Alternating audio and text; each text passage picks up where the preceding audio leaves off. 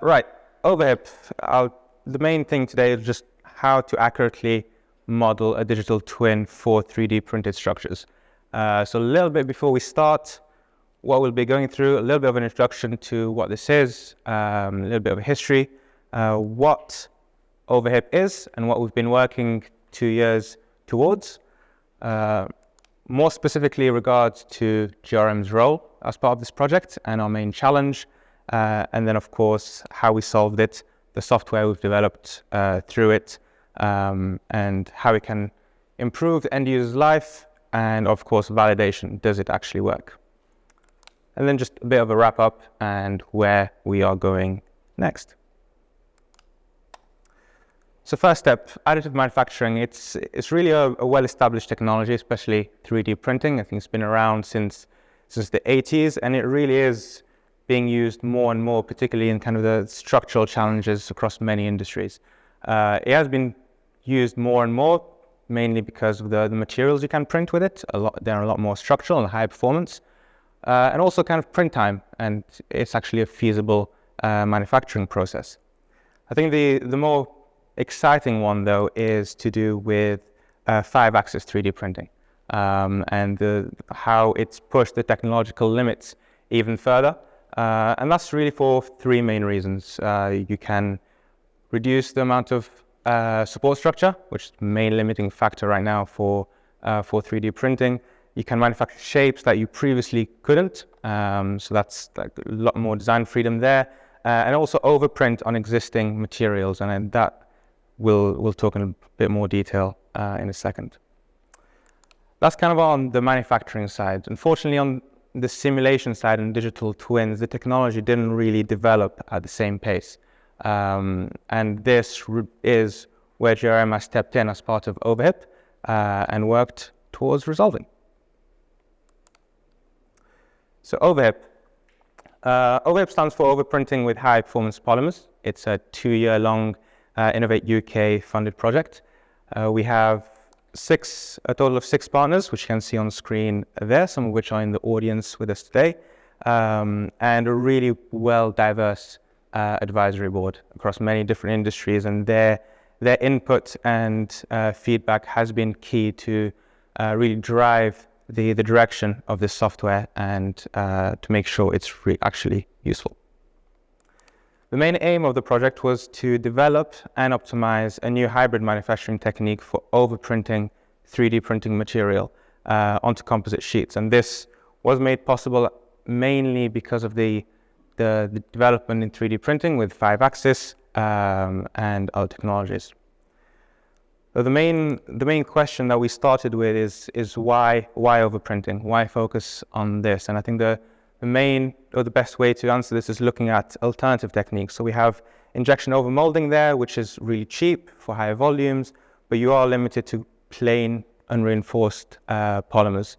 Alternatively, you can look at RTM, which you have a bit more customizable options, but really expensive. And again, the molded parts are fairly simple. Third option is just pure 3D printing. And again, very good customizable parts, get them exactly how you want them to look.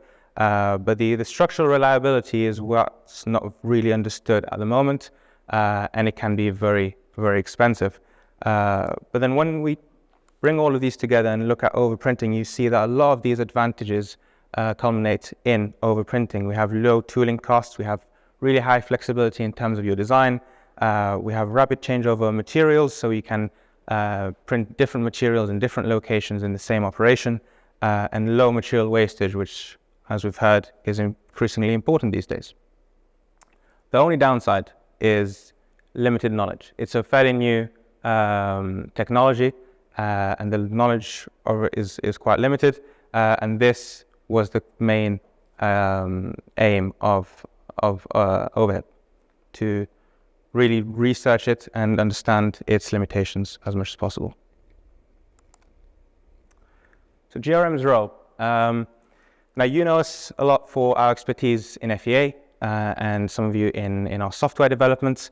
And in this project, we've really brought those two together to make a new software. This software really looks at additive manufacturing and to provide insight, guidance, and confidence in your design, particularly when it comes to your simulations. The main challenge, though, is that it's quite hard.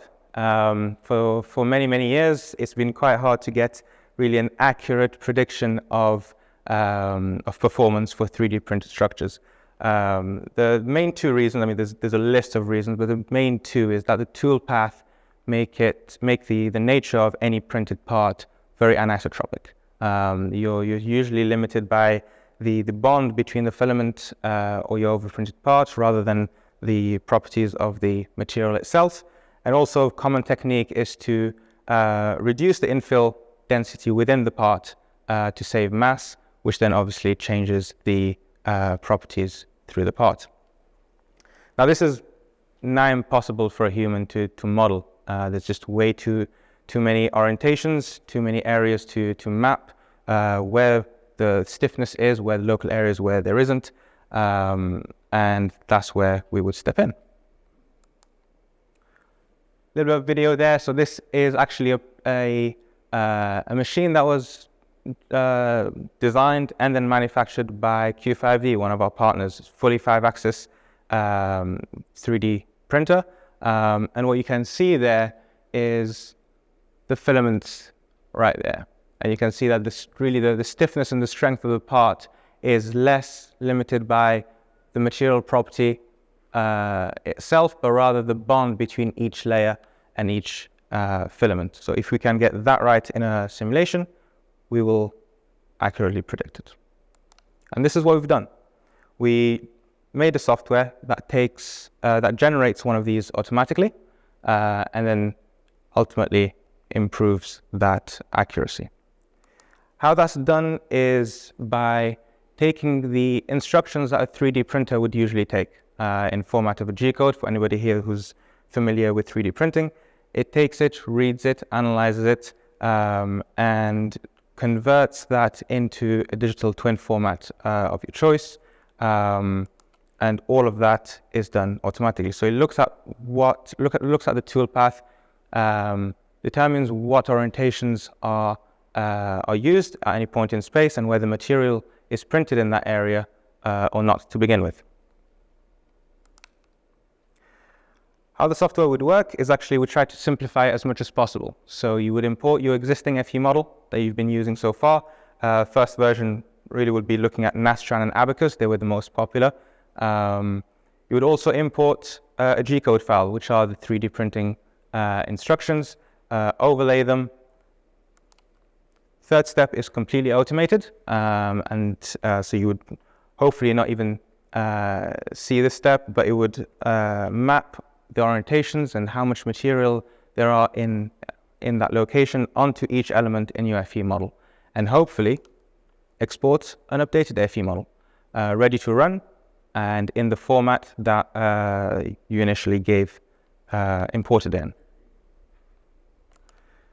Now this is a slide I shamelessly stole from Martin. This is not something new. This software is not something new at GRM. These are the different software we currently resell.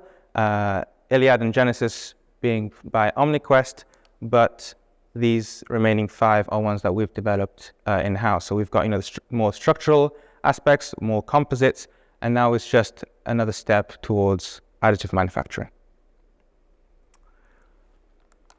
The next step is really looking at how much difference that actually makes. Is it something that's really worth looking at, or should we continue doing what we've currently been doing in terms of designing 3D printed structures? So here we have a very simple cross brace. We put it through a torsional load, and you can see there 27 mil of displacement at its peak. In terms of orientations and how to replicate the toolpath, current techniques just try to align them generally to fit them as much as possible. So we can see there they're kind of aligned longitudinally, but the main bit is looking at once we have mapped a structure. So we generated a G-code file for this, and we'll see in the next slide we actually did print it, and we mapped that G-code onto our model. and we see immediately that the displacement's dropped to about 6 millimeters. If I just go back and forth, you see how much of an effect accurately modeling the toolpath can have on your design. Now that's important, one, because it could help you not over-engineer your designs, save you on mass, on cost, on material, but also to not put aside any design ideas that you may have. Some design ideas might have been put completely aside because you thought that certain performance targets could never be reached, and in reality, they could very well have. Next step really is looking into, does this technology actually work? How does it compare to real life, to physical test? And this is something we've done extensively in the past couple of months. So there, the cross brace, again, we printed it. We had a look at our test lab downstairs earlier in the day, and we put it down there and broke the spot, as you can see there. And you can see it's the initiation of failure right there at the base of the neck. So we had these test results. We generated a digital twin, as you can see there. And hopefully what some of you may have noticed already is that the location of failure matched really well between test and FE. Second validation that we'll go through today is in terms of infill densities, seeing how much of an effect that can have, how much you can get out of it, and whether our software accurately replicates it so you can take advantage of it in as much as possible. So we printed very simple beam sections with increasing infill densities, starting from 20 right to 100%, where it's fully solid, and put them through very simple 3D bend tests to look at the stiffness, to look at the strength limits in a very easy fashion, and then generated digital twins for each of those models individually to compare stiffnesses against. So I'll take you through some of them, not to bore you to death, but the first one is kind of your 60% infill model, and you can see in red there we have the physical test results in terms of force versus displacement, and in black the FE results, and they matched really, really well. So did the 80% and the 100%. Yeah, so that was really good. We were really happy with that, and especially considering the difference between 60, 80, and 100 are not completely linear. So accurately modeling the infill densities and where the material is, rather than simply scaling properties, actually does make quite a bit of difference. We took a step further still, though, and looked at nonlinear, at higher strains, where you usually don't want to be with 3D printed structures because it's so different from sample to sample, but we did try to correlate to that as well. So we took the 100% infill model and put it through a nonlinear solver with the material properties we generated, and we saw that in the plastic realm, high strains, we still matched fairly well. Especially the main ones we're happy about is the kind of the failure limit and the overall strength of it. So there we go. That was where we currently are. The project is finishing at the end of the month. We obviously more validation that we're currently doing and trying to finish before the end of the project.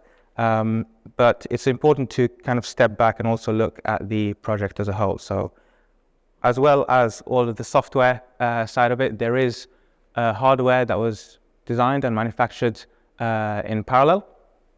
So this is by Q5D, one of the partners. It's currently done, it's manufactured, it's ready to use. They've got open days to have a look at it.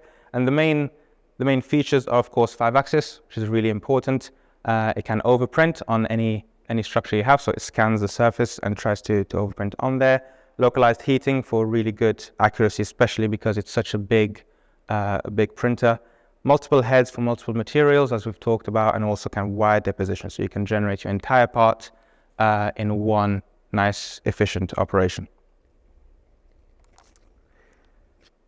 To summarize, so previously not possible, but now it is. We've enabled users to virtually model and analyze 3D printed structures very accurately and at a level never seen before. That's done by generating an accurate digital twin right now in Nastran and ABAX formats, and allowing very precise design decisions to be made. What that allows us to do as well is to optimize the printing strategies, compare different printing strategies and see how that affects your mass, your cost, your performance. Look at where failure modes are, and really look at weak points of each variant in a lot of details. And of course, and most importantly, each of those features were validated through physical tests, so they actually work and replicate real life really well. So where to next? Like I said, projects finish at the end of the month, but we do have plans to continue way beyond OverHIPP, add features to increase that insight, that guidance, that confidence in your simulations, particularly with 3D printed components. So what that means is that we're actually starting to seek software partners, machine OEMs, end users that are looking to really use this software in their workflow. They see the advantages of it in their design process. So if you're trying to accurately predict the structural performance of your FDM parts, if you're trying to understand its stiffness, its strength to quite a high level, if you're trying to look at different printing strategies and how that affects your bottom line, and then optimize your FDM parts for cost and mass benefits, we'll be more than happy to speak to you. There we go. Thank you very much. I hope you've had a lovely day, this being the last one, and I look forward to hearing from you.